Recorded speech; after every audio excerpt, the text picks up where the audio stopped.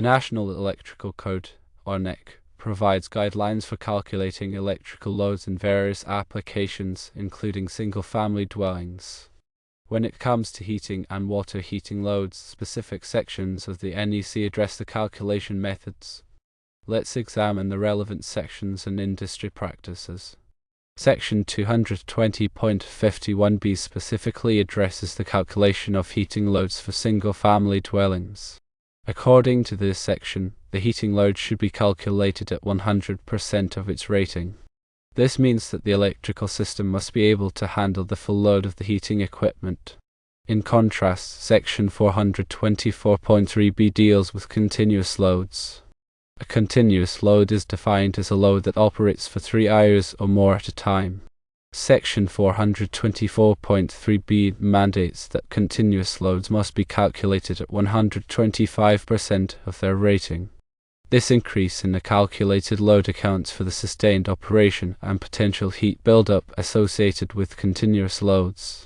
Section 422.13 focuses on water heaters. This section states that water heaters may be considered a continuous load. The key word here is may. This implies that the decision of whether to treat a water heater as a continuous load is left to the discretion of the designer or installer, depending on the specific application and anticipated usage pattern. Based on these sections of the NEC, the following guidelines emerge.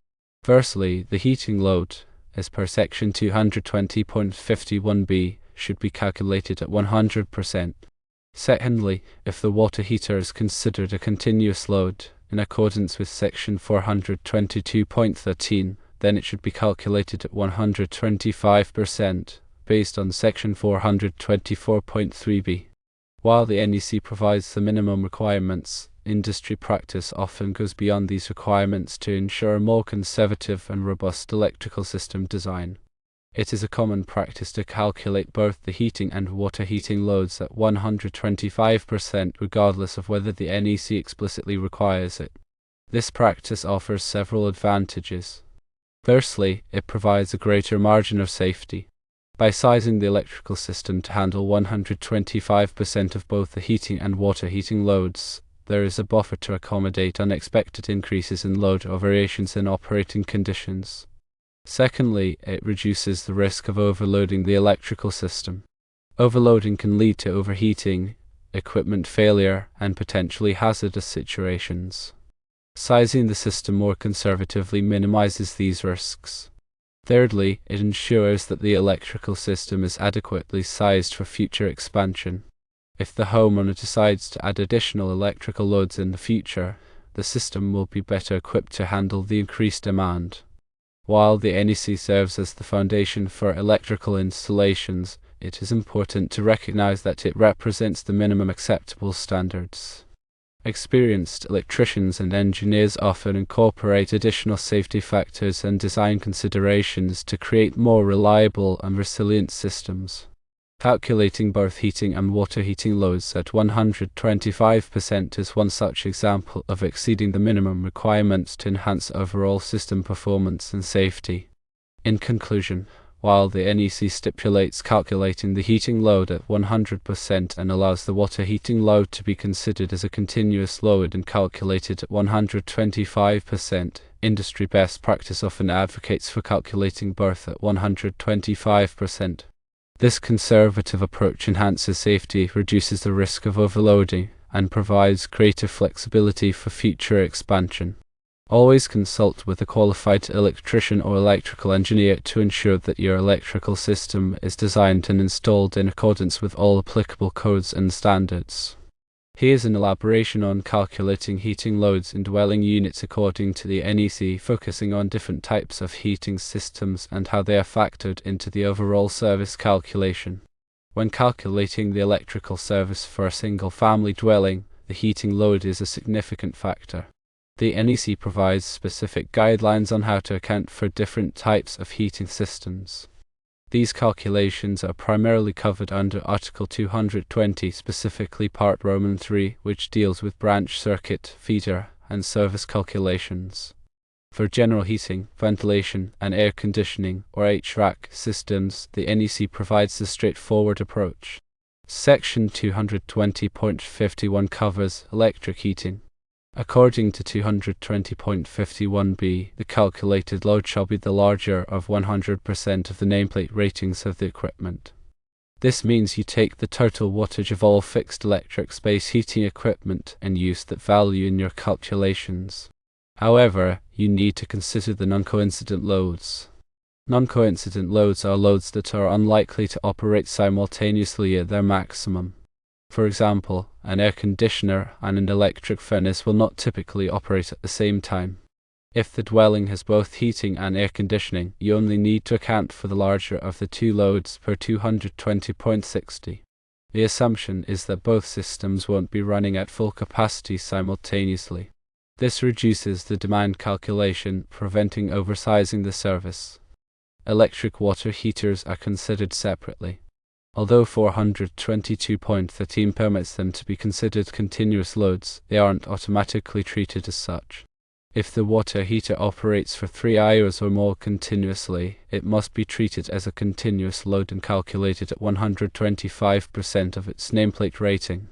However, it's common practice to apply this 125% factor as a conservative measure regardless of the expected operation time.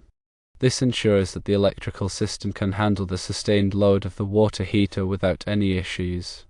For heat pumps, the calculation can be a bit more complex. Heat pumps can operate in both heating and cooling modes, and the NEC requires you to consider the larger of the heating and cooling loads. According to 220.51, the heat pump load is taken at 100% of the nameplate rating. Additionally, any supplemental electric heating used with the heat pump must also be included in the calculation. This supplemental heating ensures that the dwelling can maintain the desired temperature even when the heat pump's efficiency decreases during colder temperatures. When using electric thermal storage, or ETS systems, the calculation method differs slightly. These systems store heat during off-peak hours and release it during peak hours. The NEC doesn't specifically address ETS systems in detail, but the load calculation would typically be based on the total connected load of the ETS units. Since these systems are designed to operate during off-peak hours, the impact on the peak demand may be lower compared to standard electric heating systems.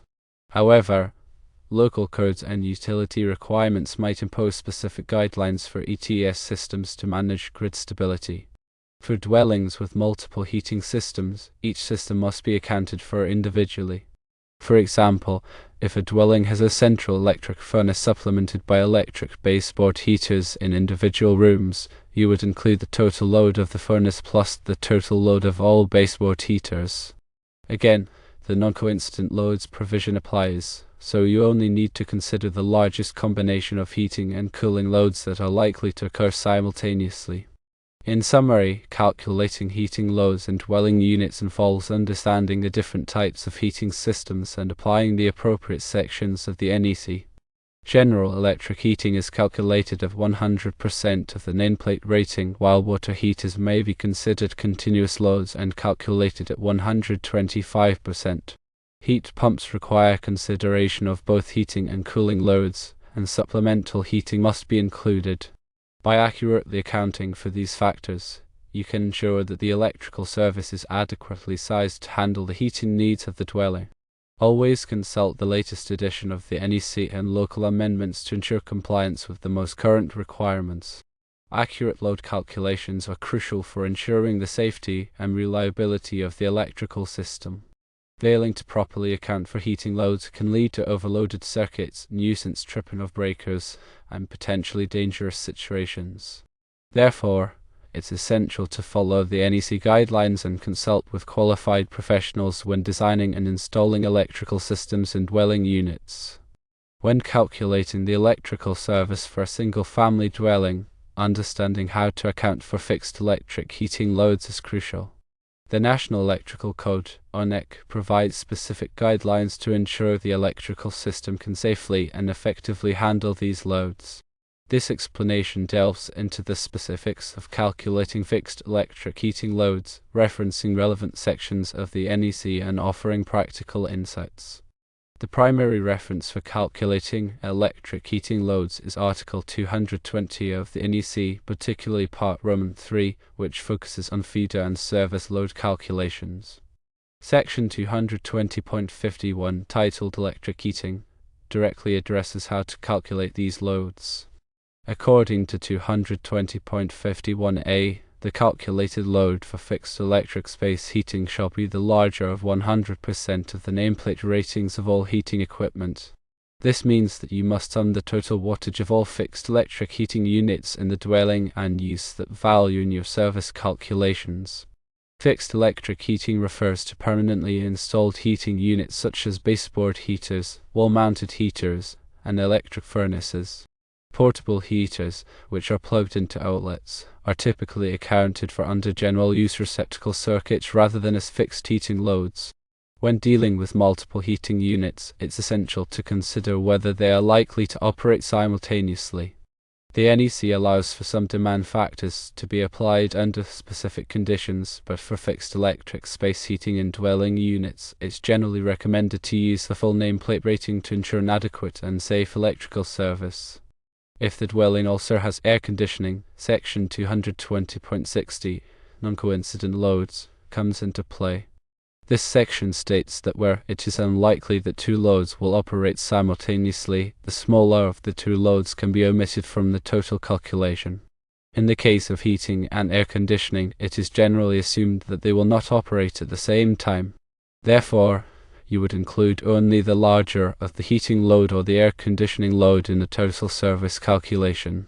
For example, if the total fixed electric heating load is 15 kilowatts or kW and the air conditioning load is 5 kW, you would use 15 kW in your service calculation, omitting the air conditioning load. However, if the air conditioning load is 20 kW, you would use 20 kW and omit the heating load. Heat pumps present a slightly different scenario. A heat pump can provide both heating and cooling, so you must consider both modes of operation.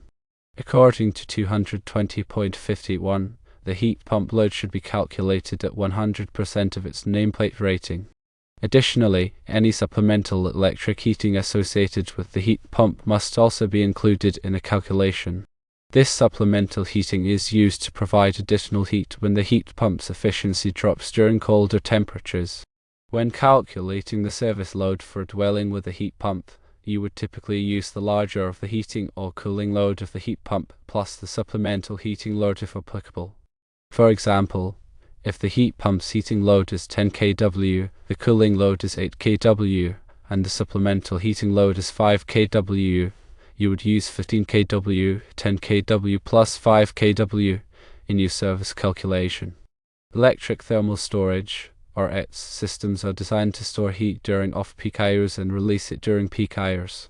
These systems can help reduce the overall demand on the electrical grid during peak times. While the NEC doesn't have specific sections dedicated solely to ETS systems, the general principles of load calculation still apply. The load calculation for an ETS system would typically be based on the total connected load of the ETS units. However, because these systems operate primarily during off-peak hours, their impact on the peak demand may be less significant compared to traditional electric heating systems. Local codes and utility requirements may have specific guidelines for ETS systems, so it's essential to consult with local authorities to ensure compliance. When calculating the service load for a dwelling with multiple heating systems, such as a central electric furnace supplemented by electric baseboard heaters, you must include the total load of all heating systems. Each system should be calculated at 100% of its nameplate rating, and a non-coincident load provision can be applied if appropriate. In practical terms, calculating fixed electric heating loads involves several steps. Firstly, identify all fixed electric heating units in the dwelling, including baseboard heaters, wall-mounted heaters, electric furnaces, and supplemental heating for heat pumps. Secondly, record the nameplate rating in watts or kilowatts for each heating unit. Thirdly, sum the total wattage of all heating units. Fourthly, if the dwelling also has air conditioning, determine the larger of the heating load or the air conditioning load, using the principles outlined in section 220.60. Fifthly, include the calculated heating load in the total service calculation for the dwelling, along with other loads such as lighting, appliances, and general use receptacles. In summary, calculating fixed electric heating loads in dwelling units requires a thorough understanding of Article 220 of the NEC, particularly Section 220.51. By accurately accounting for the nameplate ratings of all heating units and considering the non-coincident load provision, you can ensure that the electrical service is adequately sized to handle the heating needs of the dwelling. Always consult the latest edition of the NEC and local amendments to ensure compliance with the most current requirements, and seek guidance from qualified electrical professionals when necessary. Remember, accurate load calculations are crucial for ensuring the safety and reliability of the electrical system. Failing to properly account for heating loads can lead to overloaded circuits, nuisance tripping of breakers, and potentially dangerous situations.